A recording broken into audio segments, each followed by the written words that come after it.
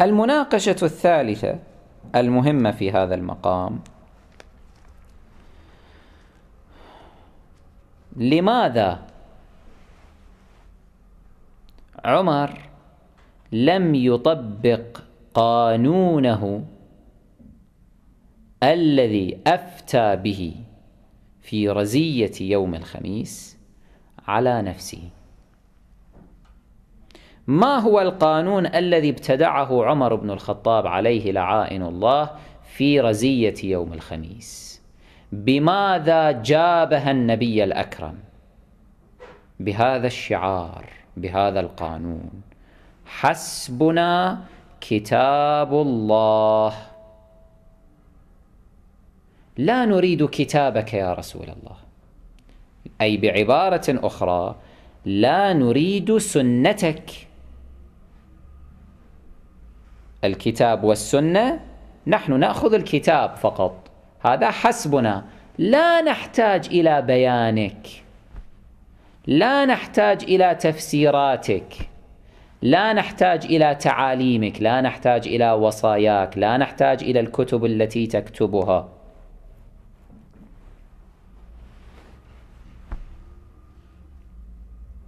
هذا هو الشعار والقانون الذي رفعه عمر بن الخطاب يوم ذاك. إهمال السنة والأخذ بالقرآن فحسب، حسبنا كتاب الله. طيب، لما يا عمر بن الخطاب يا ابن صهاج لم تطبق هذا القانون على نفسك وعلى صاحبك أبي بكر؟ شوية التفت معي. لما جاءت الزهراء صلوات الله عليها وطالبت بحقها في فدك، بماذا وبأية حجة احتج أبو بكر وعمر على منعها من فدك، من نحلة رسول الله لها، من إرثها؟ بماذا احتجوا أبو بكر وعمر وعائشة، هؤلاء الذين شهدوا ضد الزهراء صلوات الله عليها وتصدوا لها؟ قالوا: بلغنا أن رسول الله صلى الله عليه وآله قال: إنا معاشر الأنبياء لا نورث أو لا نورث ما تركناه صدقة. أي أنه لا يمكن لأبناء وبنات رسول الله صلى الله عليه وآله أن يرثوه، أن الأنبياء لا يورثون. فكيف ترثين يا فاطمة الزهراء؟ السنة، الحديث نطق بحرمانك من الميراث، ونحن نطبق السنة. الزهراء صلوات الله عليها بماذا احتجت عليهم؟ قالت: هذا الحديث مكذوب، ما كان أبي ليقول هذا، وعلامة كذب هذا الحديث أنه يعارض القرآن، إذ القرآن يصرح: وورث سليمان داود، يصرح بأن الأنبياء يورثون أبناءهم، وفي الآيات إطلاق وعموم ليس فيها تخصيص، حتى يقال أنه قد ورث العلم فقط، ورث النبوة مثلا، لا، إطلاق عام. وشواهد التاريخ تثبت ذلك، أن الأنبياء بالفعل ورثوا، بالفعل سليمان ورث داود في كل ما كان يملكه داود عليهما السلام. فإذا أنتم تأتون بحديث يعارض الكتاب.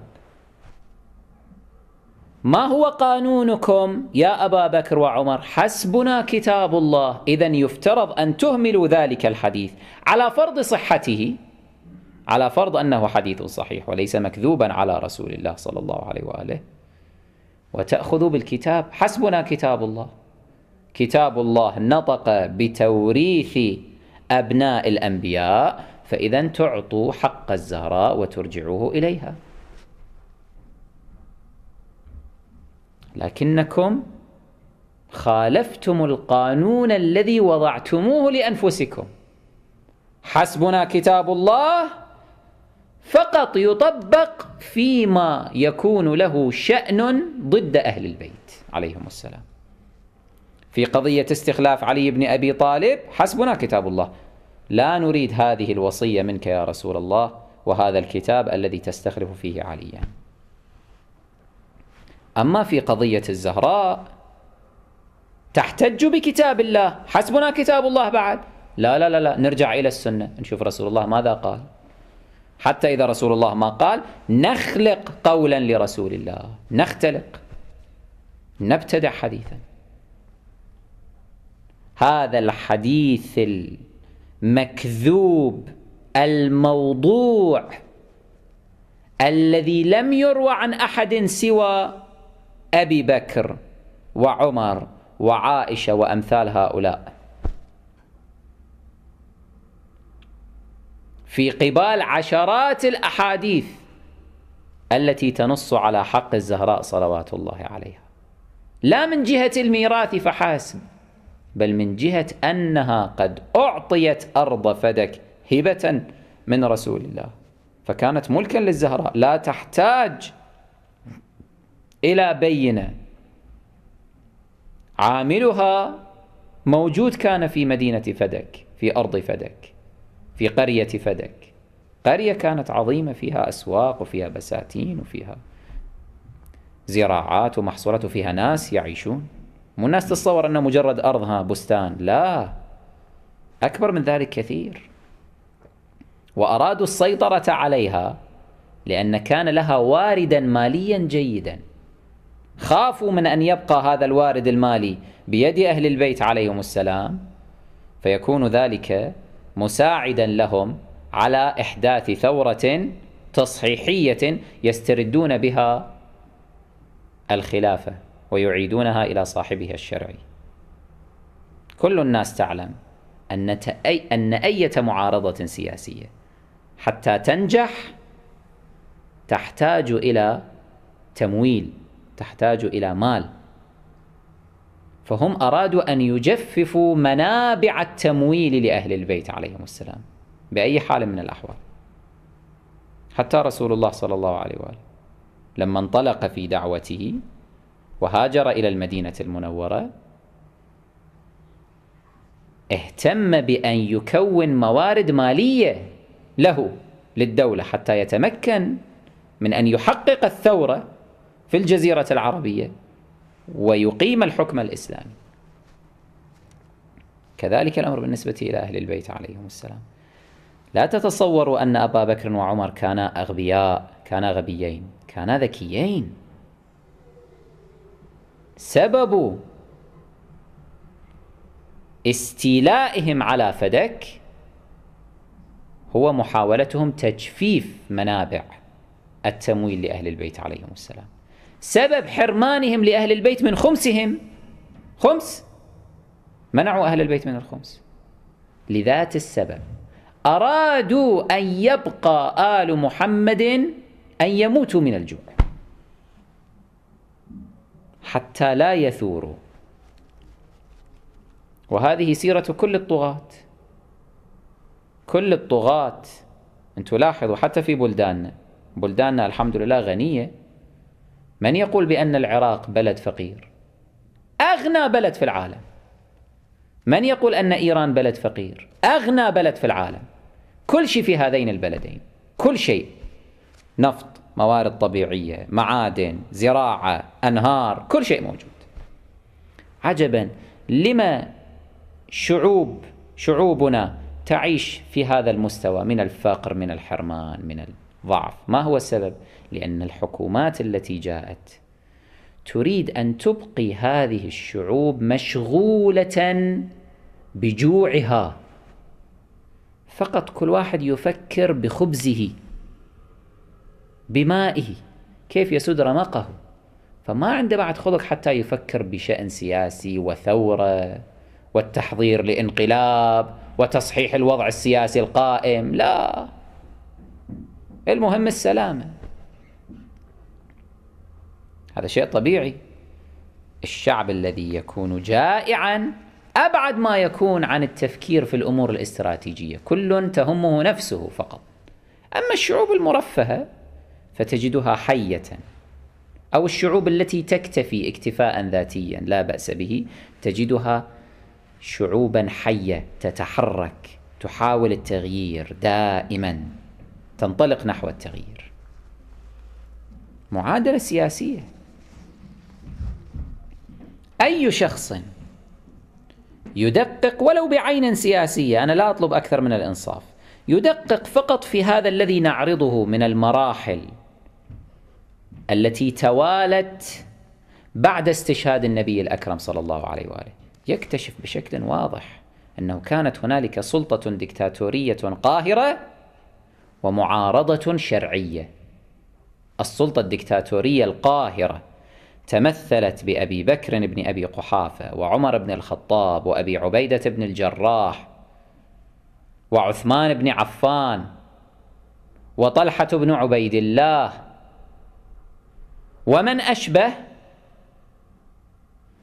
والشرعية المظلومة التي أزيحت عن حقها، أزيحت عن الحكم، عن الخلافة، تمثلت في علي وفاطمة والحسن والحسين ومن حولهم من المخلصين الأوفياء كسلمان، كعمار، كالمقداد، كجابر بن عبد الله الأنصاري، خالد بن سعيد بن العاص الأموي وأخويه عمرو وأبان،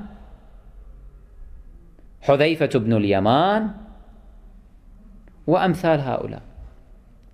قلة بقوا أوفياء على عهد رسول الله صلى الله عليه وآله. أما البقية فركبوا مع الموجة الجديدة، مع الموجة الانقلابية. كل يصفق. هذه شعوبنا تصفق للحاكم أيا كان، كلما جاء. ودونكم العراق، جاء عبد الكريم قاسم صفقوا وهوسوا له، قتل عبد الكريم قاسم صفقوا للذي بعده، قتل الذي بعده صفقوا للذي بعده، وهكذا تستمر هذه الصيحات دائما وهذه الهوسات دائما بغباء بجهالة. المهم هو استرضاء الحاكم بأي نحو كان. أبو بكر وعمر كما سيظهر لنا من خلال التفاصيل التي ستأتي إن شاء الله تعالى، تغلبا على الحكم بالقوة، بقوة السلاح.